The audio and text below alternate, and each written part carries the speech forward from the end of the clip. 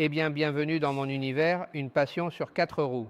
Avant, je veux vous faire partager une passion qui a commencé quand j'avais 4 ans. À partir de ce moment-là, ce fut le coup de foudre et cela ne s'est jamais terminé. Comment ma collection est-elle organisée? Eh bien, ici, sur tout ce mur, j'ai des voitures de course à l'échelle 1,18. Cela signifie-t-il que c'est la taille de la voiture réelle divisée par 18? Autrement dit, si l'on place 18 voitures à l'échelle, l'une devant l'autre, et qu'on les mesure, on obtiendra la taille de la voiture réelle, à condition que la miniature soit bien réalisée. Eh bien, le critère est d'avoir l'histoire du transport, pas seulement des voitures, car ma collection comprend des camions de pompiers, des autobus du monde entier, des voitures de police, et dans la compétition, des voitures de rallye, de Formule 1, d'Indy, de NASCAR, de tourisme, de course sur route, etc.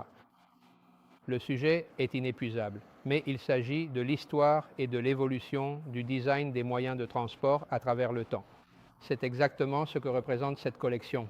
Et comme il est impossible de les avoir en vrai, une miniature permet d'apprécier l'évolution des formes selon les décennies. Voici les dernières voitures qui ont couru au Mans cette année. Il y a des Peugeot, BMW, Acura, Cadillac, Alpine, Ferrari bien sûr, qui a gagné lors des 2 éditions précédentes, et cette dernière fois Cadillac. Nous avons déjà des voitures des années 90, 60. Vous trouverez ici des voitures dédicacées par leurs conducteurs. De nombreux pilotes sont venus signer les voitures pour moi, elles ont donc une valeur particulière à mes yeux. Cette voiture, cette Chevy, était conduite par Jorge Quipero. Voilà Jorge Quipero. Les voitures de rallye constituent un sujet très important dans le monde du sport automobile et les voitures de rallye en général.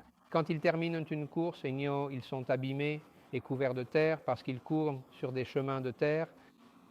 Et comme vous pouvez le voir, ces voitures viennent tout juste de finir un rallye.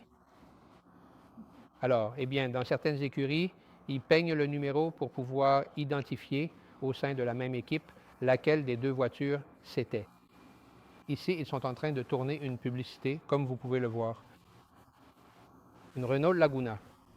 Ce sont toutes des voitures qui ont réellement existé. Et le leitmotiv de la collection est qu'il s'agisse de répliques exactes, car il y en a beaucoup qui laissent vraiment à désirer et qui n'offrent aucun intérêt pour le collectionneur.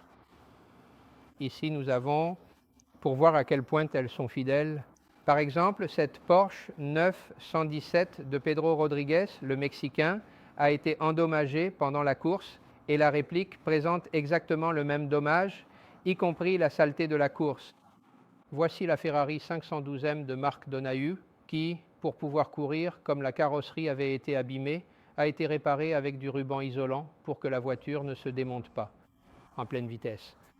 Et c'est ainsi que la course s'est terminée. Bon, voilà juste un aperçu pour que vous ayez une petite idée de ce dont il s'agit.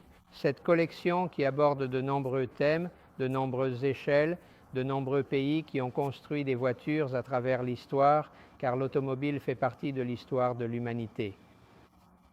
Depuis 1769, donc guerre, film, tous les thèmes sont ici, sous un même toit.